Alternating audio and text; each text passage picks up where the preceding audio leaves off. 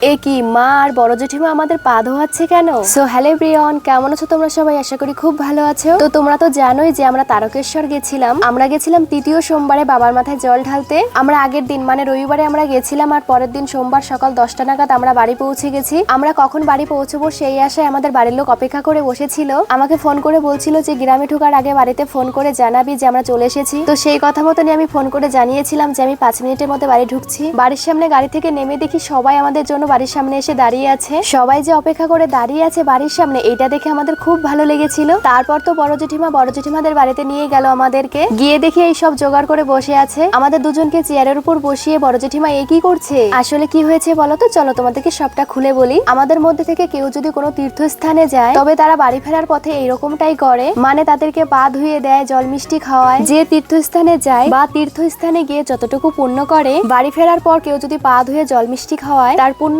থেকে কিঞ্চিত মাত্র পুণ্য হলেও সে ভাগ পায়। আমার বড় জেঠিমা বলছিল আমি তো কোনোদিনও যেতে পারবো না, তাই পা ধুয়ে মনের আশা পূর্ণ করি। আমি কিন্তু ওনাদেরকে বলেছিলাম যে তোমরা তো আমার অনেক বড়। আমার বড় জেঠিমা বলছিল এই ক্ষেত্রে বড় ছোট প্রশ্ন আসে না। আর আমার বড় জেঠিমা এটাও বলছিল যে এটা আমি মহাদেবের উদ্দেশ্যে করছি। পা ধুয়ে মিষ্টিমুখ করানোর পর কিন্তু আমাদের দক্ষিণা স্বরূপ টাকা দিয়েছিল। আমাদেরকে পা ধুয়ে মিষ্টিমুখ করিয়ে দিল। এতেই কিন্তু থেমে নেই, মানে আমার মা এরপরও খিচুড়ি ভোগ রান্না করেছিল। খিচুড়ি ভোগ রান্না করার পর আশেপাশের সমস্ত বাচ্চাদেরকে ডেকে নিয়ে সেই খিচুড়ি প্রসাদ দিয়েছিল। তোমরা আমাকে অনেকেই কমেন্ট করে বলছো যে আমার যাওয়ার আগে তোমাদেরকে জানানো উচিত ছিল। হ্যাঁ, নিশ্চয়ই জানানো উচিত ছিল, কিন্তু আমরা যে যাবো এটা না আমাদের হঠাৎ করে প্ল্যান হয়েছে, আর হঠাৎ করেই চলে গেছি, তাই তোমাদেরকে কিচ্ছু জানাতে পারিনি। ঠিক আছে, রাগ করো না, আবারও যদি কোনোদিনও যাই তোমাদেরকে অবশ্যই জানিয়ে যাব। বড় জেঠিমার পা ধোয়ানো দেখে দেখো আমার ভাগ্নেও পা ধোয়াচ্ছে। আচ্ছা তোমরা এবার বলো তো তোমাদের মধ্যেও কি এই নিয়ম আছে? যদি থাকে তো আমাকে অবশ্যই কমেন্ট করে জানিও। তো ভিডিওটা কেমন লাগলো জানিও। দেখা হচ্ছে পরবর্তী কোনো ভিডিওতে, ততক্ষণের জন্য টাটা, ভালো থেকো সবাই। আর একবার কমেন্ট বক্সে হর হর মহাদেব লিখে যেও।